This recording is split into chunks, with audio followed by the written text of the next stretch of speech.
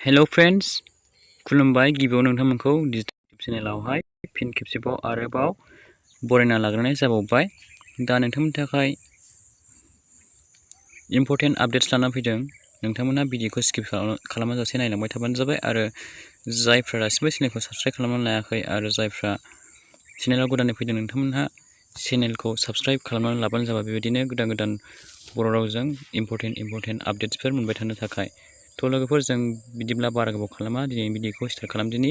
दा जोंहा आधार कार्डनि आपडेट खालामनायनि लास्ट डेटआ जोबनो थांगासिनो दं लोगोफोर। जोंहा आधार कार्डनि आपडेट खालामनायनि लास्ट डेटआहाय डिसेम्बर मासनि 14 थारिखआवनो जोबनो थांगासिनो दं लोगोफोर। दा जायफ्रा आधार कार्डखौहाय आपडेट खालामनानै लायाखै नोंथांमोनहा थाबैनो आपडेट खालामनानै लालायबानो जाबाय।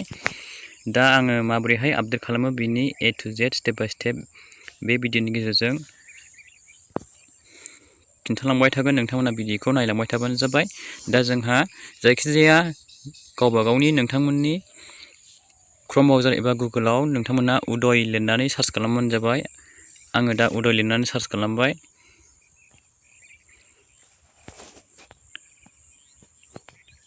दा नोंथांमोना नैबे फार्स्टनि अपसन उदय बेवहाय नोंथांमोना खेबसे क्लिक खालामना होबानो जाबाय आरोखि।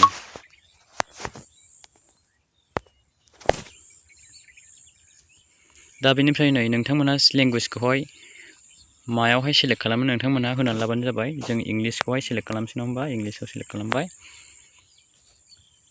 दा बेनिफ्राय नै बेनि इन्टारफेसआ आधारनि जोंना इन्टारफेसआहाय वेबसाइट इन्टारफेसआ बेबायदि फैबाय आरोखि ना। जोङो बेखौ स्क्रल डाउन खालामथारदो एसे गोजौ लांनानै। दा नै आपडेट आधार नुदोंना लोगोफोर? बे आपडेट आधार अपसन नुनायावहाय नोंथांमोना खेबसे क्लिक खालामना हो।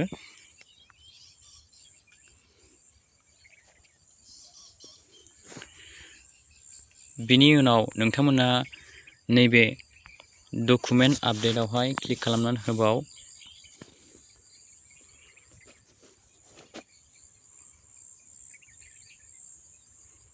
दानिया बिनि इन्टारफेसआ बेफोरबायदि फैबाय। नै लोगोफोर, नोंथांमोना स्क्रिनावहाय नुखादों जानांगौ।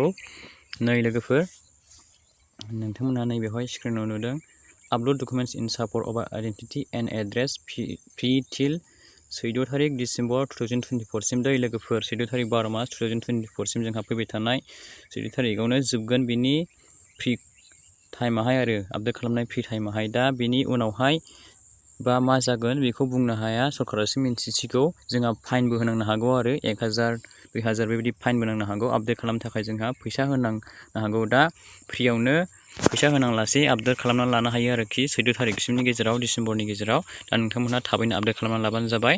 दा बेनिफ्राय जोङो बेखौ मा खालामनांगोन लोगोफोर? नैबे क्लिक टु साबमिट बेवहाय खेबसे क्लिक खालामना होनांगोन। बिनिफ्राय नोंथांनाव बेबायदि लगिन टु आधार भिउआ OTP बायदि बिगोन नोंथांनाव। ओमफ्राय नोंथाङा बेवहाय आधार नाम्बारखौ होदो। ओमफ्राय बेहाय इन्टार केप्चाखौ होबानो जाबाय आरोखि ना लोगोफोर। दा आङो बेवहाय आधार नाम्बार आरो नैबे इन्टार केप्चाखौहाय होबाय। ओमफ्राय लगिन विथ OTP आवहाय खेबसे क्लिक खालामना होनांगोन नोंथांमोनहा। दा आधारजों रेजिस्टार मबाइल नाम्बारावहाय नोंनावहाय मेसेज थांबाय आरोखि ना। दा बे मेसेज OTP खौहाय नोंथाङा नैबेयावहाय बसायना होनांसिगोन। दा नै जोंना मेसेजआ फैबाय लोगोफोर।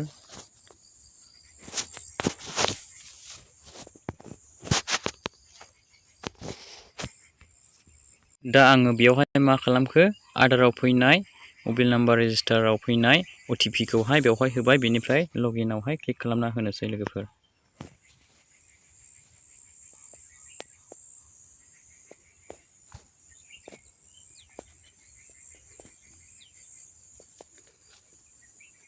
बेनिफ्राय बिनि अपसनाहाय बेबायदि फैबाय इन्टारफेसआहाय। ओमफ्राय नोंथांमोना नैबे राइट साइडनि खनायावहाय मोनसे नुदोंना, नैबेहाय पिक्सार मानसि प्रफाइल पिक्सार थागोन।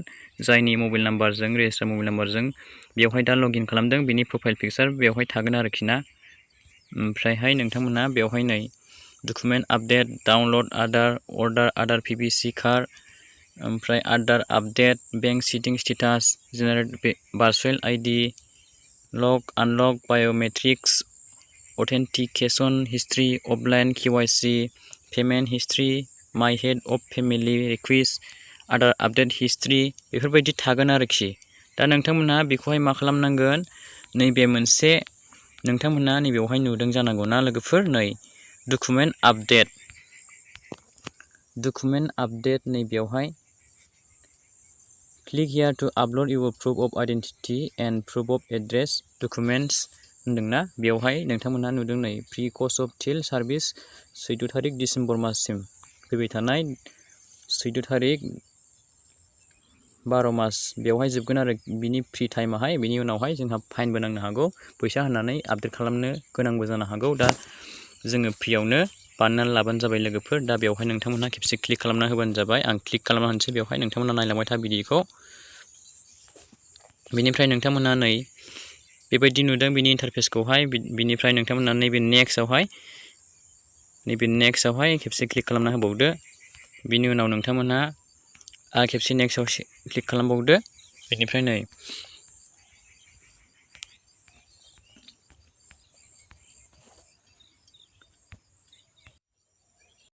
बेनिफ्राय नोंथांमोनहा मा खालामनांगोन लोगोफोर आइ भेरिफाइ डेट दा एबाब डिटेल्स आर कारेक्ट बेवहाय नोंथांमोनहा खेबसे क्लिक खालामना हो नैबेयावहाय नैबे थिक सिन होना होदो बे बक्सआवहाय आरोखि ना बेवहाय ओमफ्राय नोंथांमोनहा नेक्स्ट खालामबावदो आरोखि नेक्स्टआवहाय क्लिक खालामबावदो। बिनि उनाव बेनि इन्टारफेसआ नैबेफोरबायदि फैगोन।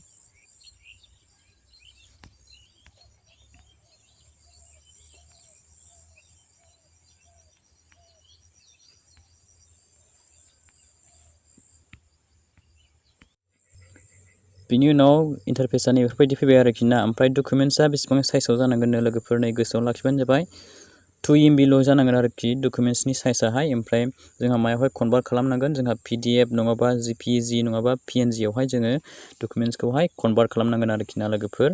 बेनिफ्राय नैबेयावहाय होनदों सेलेक्ट भेलिड सापर्टिं डकुमेन्ट्स टाइप बेवहाय नोंथांमोना बबे डकुमेन्ट्सखौ आपलड खालामनो बबे डकुमेन्ट्सखौ आपडेट खालामनो नोंथांमोना बेवहाय खेबसे क्लिक खालामना होदो। बिनि उनावहाय नै गासिबो दंजोबखायो नोंथांमोना ड्राइभिं लाइसेन्स इन्डियान पासपर्ट NGरेगा जब कार्ड पेन कार्ड भटार कार्ड गासिबो दंजोबखायो आरोखि ना लोगोफोर। नोंथांमोना बेखौ चयस खालामनानै भटार ID कार्ड बेफोरखौ चयस खालामनानै नोंथांमोनहा आपडेट खालामबानो जाबाय आरोखि ना। ओमफ्रायहाय नैबेहाय मोनसे दंबावो मोननै आपडेट खालामनांगौ नालाय जोंहा डकुमेन्ट्सखौहाय नैबेयावबो नोंथांमोना माखौ होनो गोसो नोंथांमोना बेयावबो चयस खालामना होबानो जाबाय एखे अपसना फैयो बेवहाय।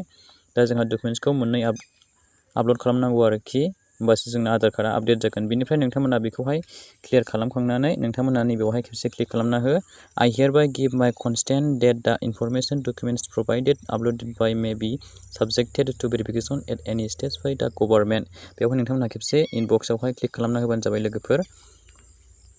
बेनिफ्राय नोंथांमोना नैबे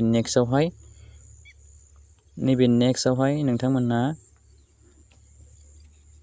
क्लिक खालामबानो नोंथांमोननि डकुमेन्ट्सआ आपलड जासिगोन आरोखि ना लोगोफोर। ओमफ्राय आधार कार्डआ आपडेट जासिगोन। ओमफ्राय नोंथांमोनहा मोनसे मा मोनगोन एक्न'लेजमेन्ट स्लिप मोनगोन आरोखि बेखौहाय नोंथांमोना डाउनलड खालामनानै नङाबा स्क्रिनशट खालामनानै लाखिबानो जाबाय।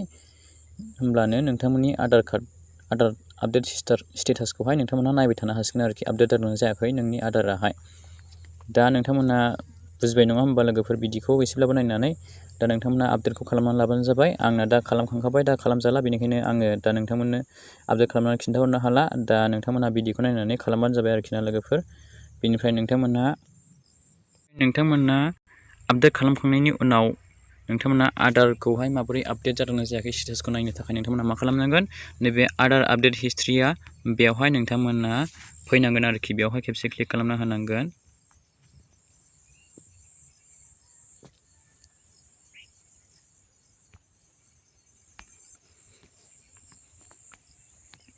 बेनिफ्राय नै बेबायदि देखायगोन लोगोफोर आधार आपडेट हिस्ट्रि बेबायदि देखायगोन। ओमफ्रायहाय नै बेफोरबायदि देखायगोन आरोखि ना लोगोफोर नोंना आपडेट जादोंना जायाखै। दा आंना आपडेट जाखांखाबाय बेनिखायनो बेवहाय कमप्लिट देखायबाय आरोखि। नोंथांमोना बै डाउनलड खालामनानै मोननाय एक्न'लेजमेन्ट स्लिपखौहाय लाखिनानै बिनि मोनसे नाम्बार थायो बेवहाय बेखौहाय होनानै नोंथांमोना बेवहाय आपडेट हिस्ट्रिखौ नायनो हागोन आरोखि। स' लोगोफोर दिनै भिडिअआ बेखिनियानोमोन। नोंथांमोनहा भिडिअखौ मोजां मोनदोंबा लाइक खालामबानो जाबाय आरो लोगोफोरनोबो हाजासे शेयार खालामना होबानो जाबाय जाहाथे बयबो मिथिलायो। मानोना आधार कार्ड आपडेट खालामनायनि समावहाय जोबनो बारा गोबाव गैला, थाबैनो आपडेट खालामनानै लालायथोंसै। Thank you for watching. Bye bye and take care.